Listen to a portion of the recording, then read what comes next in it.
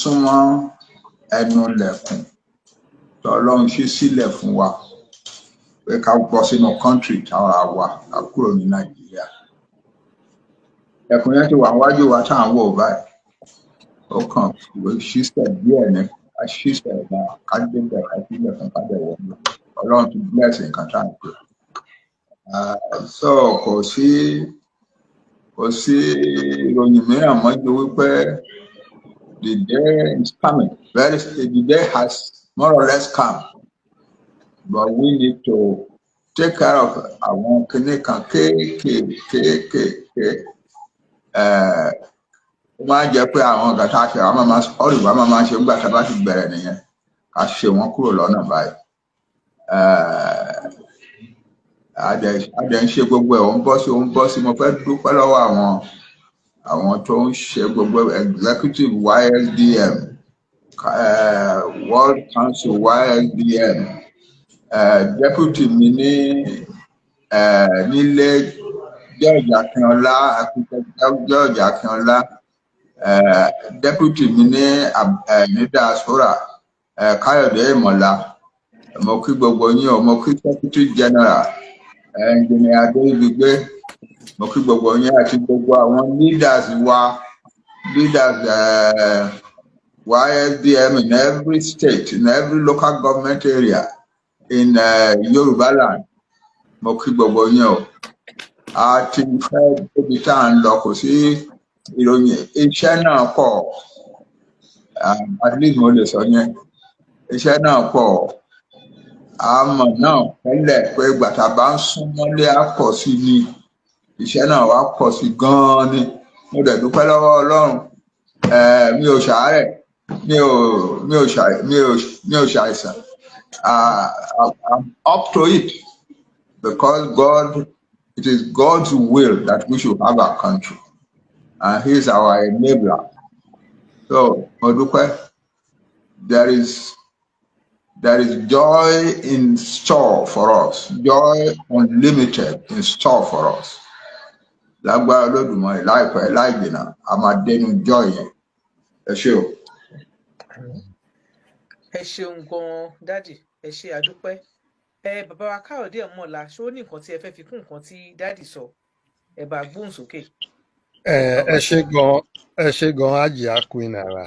Nǹkan tó ṣẹlẹ̀ ni pé ọ̀pọ̀lọpọ̀ àwọn èèyàn wa ló ti ń fojú sọ́nà pé bàbá ó ní nǹkan tẹ́ fẹ́ sọ, ẹ sọ fún wa, ẹ jẹ́ ká bọ́ síta, ẹ jẹ́ ká jáde. Nǹkan tí bàbá sọ ni pé ẹ jẹ́ ká ní sùúrù. Wọ́n ní tó ṣe bí òwe ọ̀ní tó ń gbé ìyàwó bọ̀ fún òun garun pé so ètò ń lọ eléyìí ń ṣe pé bí a ní ó ń bọ̀ àwa lọ jókòó àjókòó ìgbà míì gẹ́gẹ́ bí Dádì ṣe máa ń sọ money to money là ń ṣiṣẹ́ ìgbà míì ẹ̀ẹ̀mejì ẹ̀ẹ̀mẹ́ta là ń ṣèpàdé lójúmọ́ èní igan àti ṣèpàdé so kò ní pẹ́ dé mọ́ nǹkan tí mo lè sọ nìyẹn mi ò ní fẹ́ fọjọ́ sí pé ọjọ́ báyìí àbọ̀ ọjọ́ báyìí àmọ́ káwọn èèyàn fojú sọ́nà a ti fẹ́ parí ètò ẹ jẹ́ ká ṣètò yẹn ká mọ̀ pé bẹ́ẹ̀ ni o ètò yẹn ó ti múná dóko Dádì á dẹ̀ sọ fún gbogbo wa pé ókè o ẹ̀yin ọmọ Yorùbá o ilé ti tó lọ o ó yá ẹ jẹ́ ká bọ́ síta so ẹ jẹ́ káwọn èèyàn wa kọ́yìn ní sùúrù fún wa ẹ má ní wọ́n ti sọ pé ìjọba ìbáyìí ní àti sọ pé ìjọba ìbáyìí ní o ẹ ní sùúrù fún wa láìpẹ́ láì jìnnà ètò tá à ń ṣe àti fẹ́ parí ẹ̀ let us just nǹkan táwọn olóyìnbó ní dot the I and cross the T's so ìyẹn là ń ṣe lọ́wọ́ nsìn pé ètò tá a máa fi ṣèwọ́de àti fẹ́ parí gbogbo ẹ̀ so káwọn èèyàn ní sùúrù fún wa ìyẹn jẹ́ nǹkan tí mo máa fi kún nǹkan tí Dádì ti sọ ẹ ṣé gan.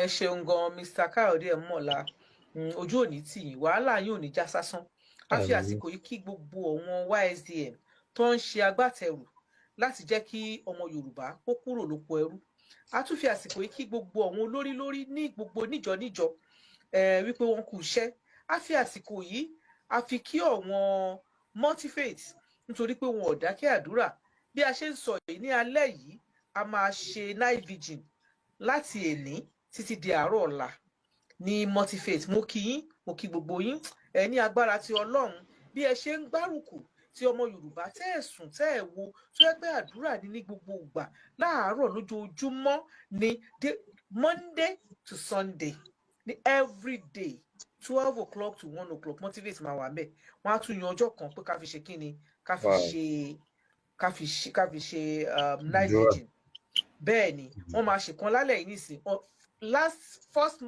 first Thursday of the month là ń ṣe bọ́n torí nǹkan yìí àsùnsẹ́yìn díẹ̀ pé ká fi ṣe last Thursday of the month torí a mọ̀ bí kìrìsìtẹ́nì ṣe gbà wípé àdúrà máa ń gbà ní alẹ́ Thursday di Friday bẹ́ẹ̀ náà ni mùsùlùmí náà gbà bẹ́ẹ̀ náà lòun oníṣẹ̀ṣe bẹ́ẹ̀ sọ wípé ó máa ń rí bẹ́ẹ̀ ní ọjọ́ kan yẹn àdúrà máa ń gbà àjọ gbígbàdúrà ni Ọlọ́run á wá gba àdúrà wa ní agbára ti Ọlọ́run gbogbo ọmọ Yorùbá náà tó bá fẹ́ darapọ̀ mọ́ wa ẹ lè darapọ̀ mọ́ wa nínú ẹ̀mí aago 12 la máa bẹ̀rẹ̀ títí di aago 6 àárọ̀ a wà ń bẹ̀ tí a máa gbàdúrà Ọlọ́run á dẹ̀ gbàdúrà wa nǹkan tí bàbá wa tí wọ́n sọ bàbá wa ẹ jẹ́ kí èmi tún fi kún nǹkan tí wọ́n sọ òun ni wípé tí a bá ń ṣe ètò tí ètò ò bá tí ì tò a gbọ́dọ̀ kánjú kí a lè ṣe dáadáa bẹ́ẹ̀ náà ni brọ́dà mi ẹ̀mọ́lá náà sọ ẹ̀gbọ́n wọn ní káyan lórí káyan àìlórí káyan tí lórí kódà ṣì náà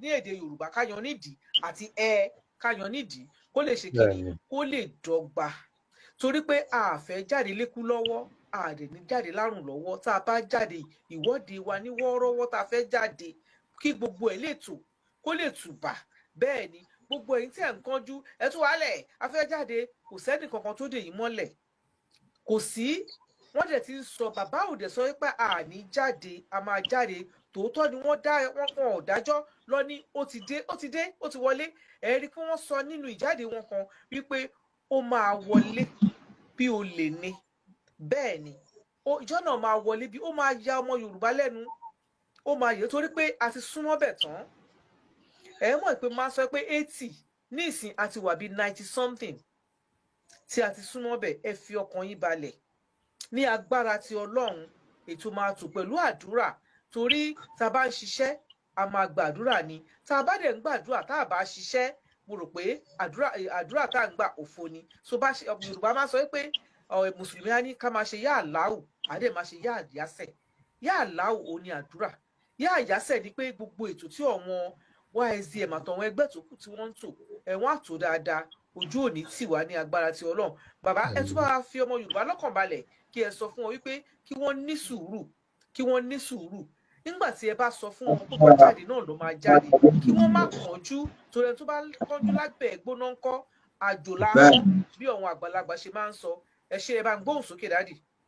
mo dúpẹ́ lágbára Olódùmarè nǹkan táwọn ó ti fẹ́ dọ́wọ́ wa Ọlọ́run ti fi hàn wá pé òun ti fún wa nǹkan tí mo kàn fẹ́ sọ ni wípé òótọ́ àgùdọ̀ wá sọ fún yín báyìí pé ọ̀sẹ̀ tó ń bọ̀ níjọ́ báyìí lọ́sẹ̀ tó ń bọ̀ ní ara rárá a lè gbéra wa léwọ́ àwọn ọ̀tá bẹ́ẹ̀ yẹn ìgbà tó bá di bí ọ̀la àbí ọ̀la àdìmọ́ òsì ọ̀túnla àá sọ fún yín pé ní àárọ̀ ìjọba ìgbà ìlọ́la àbí lọ́túnla o ẹ jẹ́ kí gbogbo wa ká bọ́ síta ní àdúgbò tá à ń gbé o ní village tá à ń gbé o ní ìlú tá à ń gbé o ní city tá à ń gbé o kí kálukú kẹwàá ṣe rálì fún Yorùbá nation ara àwọn nǹkan tí mo fẹ́ kẹ́ ti prepare sílẹ̀ nìwọ̀nyí àwọn nǹkan tẹ́ máa mú dání bánà tẹ́ máa gbé sókè ẹ̀rọ kábọ̀ kọ́ dáadáa ẹ lè gbé sókè torí tẹ́ bá gbé sókè níjọ́ kan tó bá jẹ́ kábọ̀ tí ò dáa tó bẹ́ẹ̀ ni ó lè lọ bàjẹ́ but ẹ make sure pé ó dáa kẹ́kẹ́dẹ̀ ra kábọ̀ ilé bá tún dọ̀la ẹ̀kọ́ mìíràn ẹ̀ tún gbé síbẹ̀ kí ládẹ ní èdè láti kọ Yorùbá nation now no more Nigeria. That's it. Yoruba people are going for. Secondly, personally, everybody, mo bẹ̀ yín, bá a ṣe ń dúró yìí, bóyá ọ̀túnla ló máa yá bá jẹ́ ẹjọ́ mẹ́rin ẹ̀ ní àbíjọ́ márùn-ún ẹ̀ ní a ò mọ̀. But between now and the day ẹ máa gbúrò mi wípé ẹ jáde o, between now and that day ẹ máa múra, ẹ jẹ́ kí kálukú máa múra. Òótọ́ tó lè bá wá lórúkọ èèyàn òpin retí ẹ̀, but ẹni tó bá jẹ́ ọlọ́gbọ́n á ti ṣètò fámìlì ẹ̀ àti ilé ẹ̀ sódà tó lè bá dé wọ́n á ti ní agbára láti kó lójú. Ẹ jẹ́ ká ṣe bẹ́ẹ̀, ká get ready. Gbogbo nǹkan tẹ́ bá rò pé ẹ need, ẹ máa need ní àlìyàn kẹ́ ti ṣe sílẹ̀. Ẹ má sọ pé ó di gbọ́n yẹn. Ẹ má jẹ́ kó dọjọ́ ọjà kẹsẹ̀ wá lọ máa kọ́ yìí. Tẹ́ máa fi ṣe polo sọ́jà o. Ẹ má jẹ́ kó rí bẹ́ẹ̀. Ẹ jẹ́ ká bẹ̀rẹ̀ sí báyìí ká mọ̀ ní díẹ̀. Ẹ bá ń ra oúnjẹ ẹ fi díẹ̀ sílẹ̀. Ẹ fi ṣèlú pé ẹ sọ ẹ sílẹ̀. Ráàlì yẹn lè tó mẹ́rin márùn-ún mẹ́fà. Ìṣòro òkú níbẹ̀. Bóyá wájú lẹ́ẹ̀nìkan gan-an ló máa dúró sí tó ń bá máa ṣe láti fi ẹ̀ for the education of you. So tó bí bá ń pa ẹ̀rọ lè wọlé kó fẹ́ ṣe oúnjẹ wá kó lè padà. Aṣọ funfun kí gbogbo wa wọ̀, kí gbogbo wa ká wọ aṣọ funfun. Then bẹ́ẹ̀ ni tẹ́ wà ní diaspora. Àwọn èèyàn yín tó wà nílé tẹ́lẹ̀ máa ń ṣèrànlọ́wọ́ ránṣẹ́ sí ẹ ṣe ránṣẹ́ sí wọn báyìí o. Ẹ ṣe ránṣẹ́ sí wọn in preparation báyìí. Ẹ lè jẹ́ kó pọ̀ ju bí ti tẹ́lẹ̀. As far as Nigeria is concerned, ó ti tán. Ọmọ kan ló pòwe kan fún mi, ó wá kí mi láàárọ̀. Bàbá ó ní ọ̀fọ́n ti tọ̀ sí gbẹ̀gìrì, ó ti di kí kálukú kẹ́kọ̀ọ́ ẹ̀ dání. Owó yẹn ó interesting gan ni. Màmá àgbà ṣe ọbẹ̀ gbẹ̀gìrì, ó dẹ̀ mú ẹ̀kọ́ ó rà pẹ̀ sínú ewé ẹ̀kọ́ kékèké méjì fún àwọn ọmọ wọn, méjì fún àwọn ọmọ wọn, méjì fún àwọn ọmọ wọn. Tó gbà tí gbogbo wọn dẹ̀ wá dé, bóyá màmá fẹ́ bọrí ni o, àbí màmá ń ṣe festival òrìṣà ẹni wa, bọ̀tọ̀ gbogbo ń ṣàwọ̀. Kan ti wọ́n wá sọ̀ráǹdì màmá, gbàtà wọn lọ gbé kòkò ọbẹ̀ gbẹ̀gìrì tí màmá sè, very good soup. Wọ́n wá di sọ́wọ́ pé èkúté dé, ó ti wọnú ẹ̀, ó ti tọ̀ sí. Wọ́n rí báyìí tó jáde, tó sáàmù jáde, tó ń sá lọ. So àwọn Fúlàní ní èkúté, àwọn ní ọ̀fọ́n tó tọ̀ sí gbẹ̀gìrì Nàìjíríà o. Wọ́n ti dàrú, kò sọ́nà ń bẹ̀ mọ́. Tinubu àwa ò lè kọ ẹnì kankan lára àwọn tọ́lọ́run dámọ́ wa, tọ́lọ́run fún wa. Tinubu ọmọ wa ni, ẹ̀gbọ́n wa ni, àbúrò wa ni, and so on, everything. But ó dàbí pé kò ráyè tiwa rárá. In the first 12 months of his administration, a gbọ́ pé wọ́n pa wá nígbà tí Buhari àti ẹ̀dùnmọ́, because Buhari ò ní interest àti ẹ̀mọ́yé èèyàn wa tó pa ń gbà yẹn. Àwọn ọmọ kan ṣàṣe statistics kan tó ń kó jọ, only 29,000 Yoruba people were killed in the 80 years of the Buhari presidency. Then, ní last December, statistics wọ́n jáde láti Nigerian National Bureau of Statistics, official.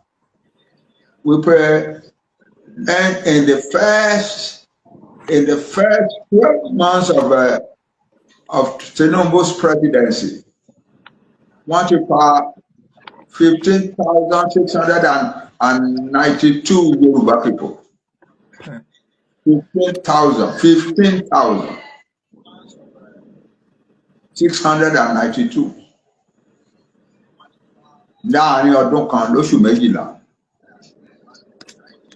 Ọ̀rọ̀ náà dẹ̀ tí ilé tó lè ní the first year of Tinubu's presidency. Tọ́ba máa gbé statistics in the next year ìjáde, that is May 2024 to April 2025. Bóyá ni òní ní 2025. Wọ́n gbé bàbá kan lọ ní Gbogbo State, 92-year-old man. Ó sì wà lọ́wọ́ wọn báyìí nínú igbó. Àwọn àti ẹ̀kọ́kọ́ gbọ́ pé bóyá bàbá ti collapse ó ti kú, but Ọlọ́run ò jẹ́ kó rí bẹ́ẹ̀. Torí àwọn kidnapper fún láyè tó sọ̀rọ̀ sí ìyàwó ẹ̀ torí wọ́n ń fẹ́ owó wọn. Àwọn fámìlì wọn dẹ̀ ti kóra jọ, wọ́n ti ránṣẹ́ sí àwọn olóko lómi, wọ́n ti dá 25,000. Àwọn kidnapper ní rárá o, àwọn ò gba 25,000, 50,000 táwọn ń bèrè yẹn làwọn máa gbà o. Millions are 50 billion. I'm sorry. Wọ́n ní àwọn ò gba 25 million o. 50 million. Pé 50 million táwọn ń bèrè níbẹ̀rẹ̀ yẹn náà làwọn máa gbà wọ́n tó tú bàbá fún mi. So we are pé kéèyàn kan á sọ pé ká dúró ó fẹ́ ṣe president kan ẹlẹ́ẹ̀kan sí. Ìgbà tó múra gbìràgbìrà níjọ́sí pé ó fẹ́ ṣe president yìí àwọn ọ̀nà pé ọkùn burúkú ló fẹ́ fún ara ẹ̀ jẹ́ nǹkan wọ́n ti bà ìjọba Nàìjíríà jẹ́ kọjá nǹkan tó ń wò ó. Tó bá rò pé wàá lè túnṣe kò sẹ́ni tó lè túnṣe mọ́ o. There's nobody to fit Nigeria. Now you have discovered that is true. Nobody can fix Nigeria. And killing your own people, you're not even saying a word about it. And all you are doing is going around preparing for re-election. I know the road they know. Bye, bye. Agbára Olódùmarè báyìí láti máa bẹ̀rẹ̀.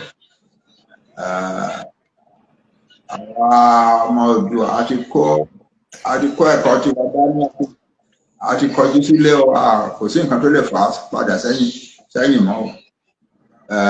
Bó ṣe jẹ́ nìyẹn, we are ready. When I say we are ready, I mean we are ready. Ẹ̀rọ ẹni kan náà bàbá. Ẹ ṣeun gan dádì, ẹ ṣé sà, ẹ kú ìtọ́jú wa. Ojú òní tì yín ní agbára ti Ọlọ́run. Ní lágbára Ọlọ́run ilẹ̀ Yorùbá ṣojú ẹ̀mí yín. Ó kọ̀lọ̀ ó kọ̀túnla, kò ní pẹ́ mọ́ bí bàbá ṣe ń sọ. Tó bá ti tó àsìkò, bàbá náà ló máa wá. Wọ́n fi wá lọ́kàn balẹ̀. Wọ́n fi gbogbo wa lọ́kàn balẹ̀. Wọn ọkàn ní dákẹ́. Tí ó bá ti tó àsìkò nǹkan ibi tá a ṣiṣẹ́ dé, tí a bá ti gbọ́ gbẹgẹ́, bàbá máa wá. Wọ́n máa wá sọ fún wa wípé ó yá kí olúkálùkù kó jáde. Bí tó bá ṣe máa ṣe, wọ́n á sọ fún wa. Ìgbà tá máa jáde, wọ́n á sọ fún wa. Àsìkò tá máa jáde tá máa wọlé, gbogbo ẹ̀ ni bàbá máa sọ fún wa. Wọn ò ní jẹ́ kí ti wádìí sí. Ẹ fi ra yín lọ́kàn balẹ̀, ẹ fọkàn balẹ̀ ní agbára ti Ọlọ́run. Kì í ṣọ̀fẹ́ ẹ fọkàn balẹ̀ ti bí ti Tinubu kò sí bẹ́ẹ̀. Ní agbára ti Ọlọ́run, àdúrà òun náà ni kí gbogbo ọmọ Yorùbá máa gbà. Ẹ má jẹ́ lọ́sàn-án, láàárọ̀, lọ́sàn-án, lálẹ́ ká máa gbàdúrà. Ká dẹ̀ máa ṣe kí ni? Ká máa ṣe ìtẹ̀síwájú. Gbogbo bá a ṣe máa gbé, gbogbo nǹkan tẹ́yìn náà máa kọ. Bí bàbá ṣe sọ fún Blacka yín, gbogbo ní kẹ́ lọ kọ́. Àwọn pictures lóríṣiríṣi ẹgbẹ́ níjọ́ náà wọ́n ní aṣọ funfun ní ká wọ̀. Ẹnìkan ti béèrè níbí pé aṣọ funfun nígbà tó náà máa dá ilé níjọ́ mẹ́ta a lè wáṣọ funfun. Bó bá jẹ́ clear mọ̀ náà ni kẹ́ wọ̀. Afẹ́fẹ́ wọṣọ funfun yẹn kí gbogbo ọmọ ìpín funfun ó ṣe kí ní àfẹ́ ní ká wọṣọ dúdú. Àní ṣọ̀fọ̀ ní agbára ti Ọlọ́run. So ẹ jẹ́ ká wọṣọ bí funfun bó ṣe sọ yẹn. Tá a bá dé lálẹ́ àtúfà àtúnṣà bó jẹ́ ẹ̀kan náà ni àtúgbẹ̀wọ̀ ọjọ́ kejì. Ọlọ́run dẹ̀ bá wa ṣe wẹ́dà tiwa bá a bá fọṣọ wákàtí 2 sí 3 aṣọ náà àgbẹ̀. so Ọlọ́run Ẹlẹ́dàá á bẹ́ẹ̀ ni ṣàánú wa á dẹ̀ ṣe ọjọ́ ẹ má jẹ́ kó ṣe ìyọnu pé aṣọ máa dẹ̀tí kò bá tún dẹ̀tí. That is the pride and joy. bẹ́ẹ̀ni. It is our pride and joy pé Yorùbá aṣọ funfun la wọ̀ tí Nàìjíríà wá dẹ̀tí ẹ̀. So Ọlọ́run fẹ́ wọ ìdọ̀tí yẹn kúrò lára wa ni. So kọ́ má wọ́ pé aṣọ yẹn máa dọ̀tí kọ́ wọ̀ bẹ́ẹ̀. Kò burú, ẹ ṣe. Kíní kan tí ó yẹ kí n áàdì sí. Yes sir. Wọ́n ní ká gbàdúrà ọjọ́ mẹ́ta kíjọ́ yẹn tó dé. Bẹ́ẹ̀ni.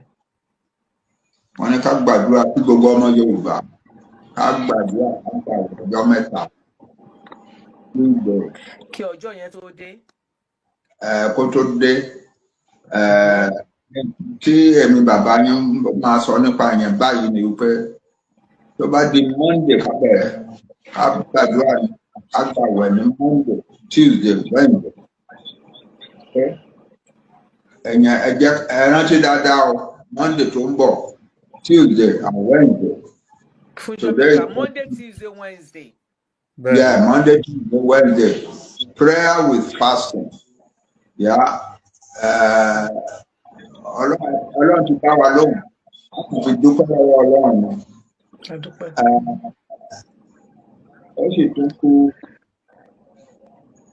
Ẹ jẹ́ kí mi ò ní ṣàì máa rán yín létí ẹ wá oúnjẹ sílé. Torí níjọ́ mẹ́ta mẹ́rin márùn-ún yẹn ẹ lè ṣàì lè lọ sóko lọ wá oúnjẹ, ẹ lè ṣàì lè lọ sọ́jà lọ ra oúnjẹ. Ẹ jẹ́ ká rẹ́dì. Ẹ jẹ́ ká rẹ́dì. Ẹ má jẹ́ kí nǹkan bí oúnjẹ kó tú àgbo wa ká. And then kí gbogbo àwọn èèyàn wa kan gbọ́. Ọlọ́run ò ní jẹ́ kárí fíléèjì kankan no matter how small tí ò ní gbá wọn gbọ́ síta kárí wọn ká.